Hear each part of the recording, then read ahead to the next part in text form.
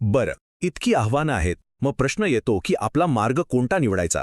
तर आता आपण त्या 4 प्रमुख ट्रेल्स आणि पर्वतावरील झोपड्यांचं वास्तव काय आहे याकडे वळूया. फुजी चढण्यासाठी हे 4 मुख्य मार्ग आहेत. योशिदा ट्रेल हा सर्वात लोकप्रिय आहे, कारण तिथे भरपूर झोपड्या आणि इतर सोयी आहेत.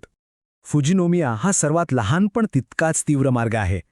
सुभाशिरी मार्गावर गर्दी तशी कमी असते, आणि गोटेंबा मार्ग तो तर फक्त अनुभवी गिर्यारोहकांसाठीच आहे, कारण तो सर्वात लांब आणि सर्वात कठीण आहे.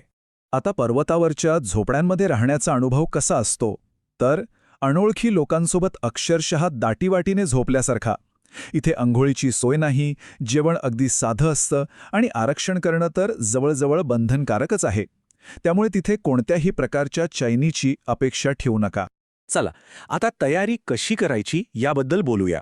यात आवश्यक उपकरणं कोणती, वातावरणाशी जुळवून कसं घ्यायचं आणि अलीकडे लागू झालेले काही नवीन नियम काय आहेत हे सगळं पाहूया. उंचीच्या त्रासापासून वाचण्याचा सगळ्यात महत्त्वाचा उपाय म्हणजे ॲक्लिमेटायझेशन. म्हणजे काय, तर 5व्या स्टेशनवर पोचल्यावर चढाई सुरू करण्यापूर्वी किमान 1 ते 2 तास आराम करा. घाई अजिबात करू नका, हळू चढा आणि भरपूर पाणी पित राहा. आता काही गोष्टी तुमच्या बॅगमध्ये असायलाच हव्यात. वापरून सराव असलेले वॉटरप्रूफ बूट, अतिरिक्त बॅटरीसोबत एक हेडलॅम्प, थंडी आणि पावसापासून वाचण्यासाठी कपड्यांचे थर, आणि हो, शौचालयासाठी भरपूर 100 यांची नाणी. सोबत ऊर्जा देणारे स्नॅक्स आणि रोख रक्कम.